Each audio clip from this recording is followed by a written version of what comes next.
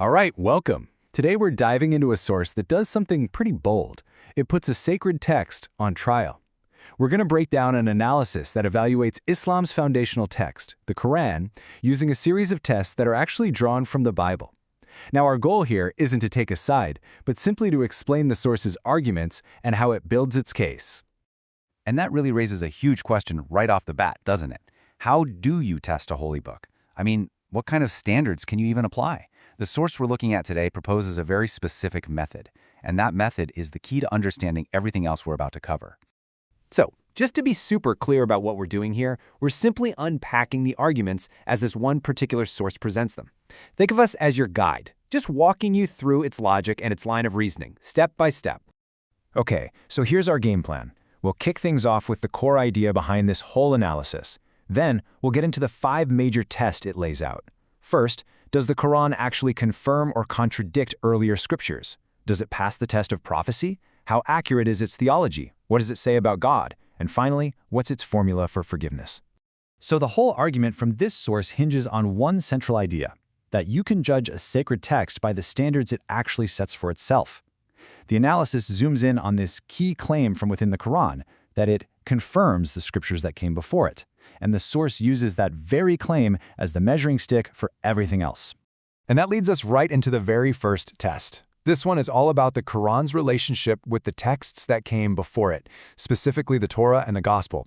The big question the source asks is, does it actually do what it says it does? Does it confirm them, or does it end up contradicting them? See, the source builds its entire case on verses just like these, taken directly from the Quran. It points out again and again that the Quran says its purpose is to confirm the validity of the Jewish Torah and the Christian Gospel that existed back in the 7th century. And this slide really puts the central conflict in black and white. On one hand, you have the Quran's own claim, I confirm the Bible. But on the other hand, you have the source's argument, which is that on the most important, fundamental doctrines, it does the exact opposite. It contradicts them. And this is where the source really starts to list its receipts. It argues that when you look at these absolutely foundational topics, we're talking about the very nature of God, the path to salvation, the story of the crucifixion, the message in the Quran is just fundamentally different from what's in the biblical text it claims to uphold. Okay, let's switch gears and move to test number 2, what the source calls the prophecy test. Here, the argument moves away from just comparing texts and shifts to a whole different standard of proof, the ability to accurately predict the future. So, the rule for this test is pulled straight from the book of Deuteronomy. The source argues that according to the Bible's own internal rules, the ultimate sign of a true prophet from God is that their predictions have to be 100% accurate. If even one prophecy fails, well, the message is disqualified. And wow, this table really lays out the contrast the source is trying to draw. On the left side, it points to these really specific, time-sensitive prophecies from the Bible, like Isaiah naming King Cyrus by name long before he was even born. But on the right, it argues that the Quran just doesn't have any equivalent prophecies that you can check and verify in the same way. All right, test number 3 gets into a question of theological accuracy. The source's argument here is pretty simple. If a message is truly from God, it wouldn't misrepresent the core beliefs of the very religions it claims to be the final word on. So the source points to these specific examples of what it calls misunderstandings of Jewish and Christian beliefs within the Quran.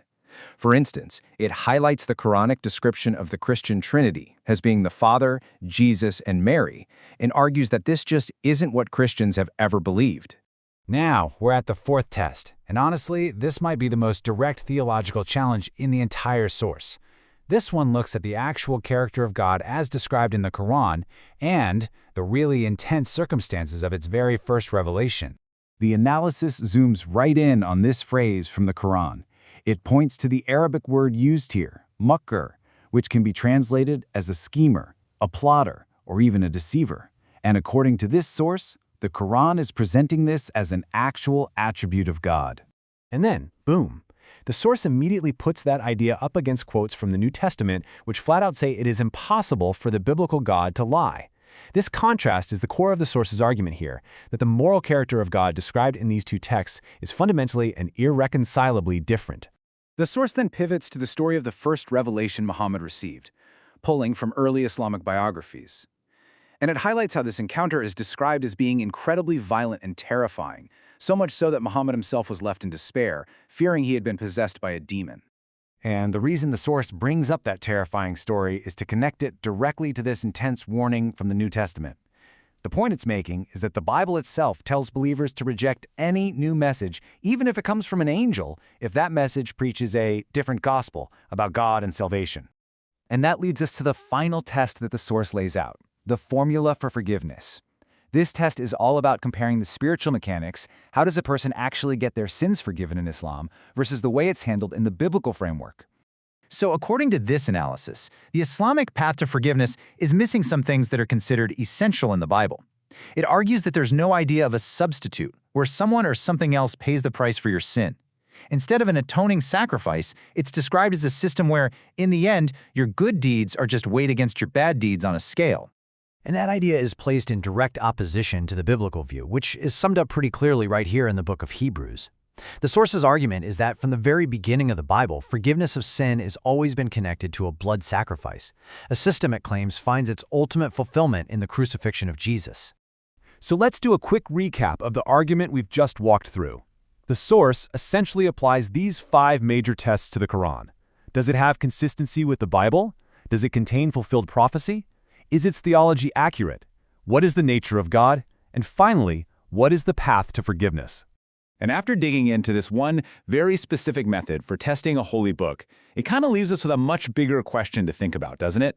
By what standards should any claim to divine revelation be judged? And what really makes for a valid test for truth in the first place?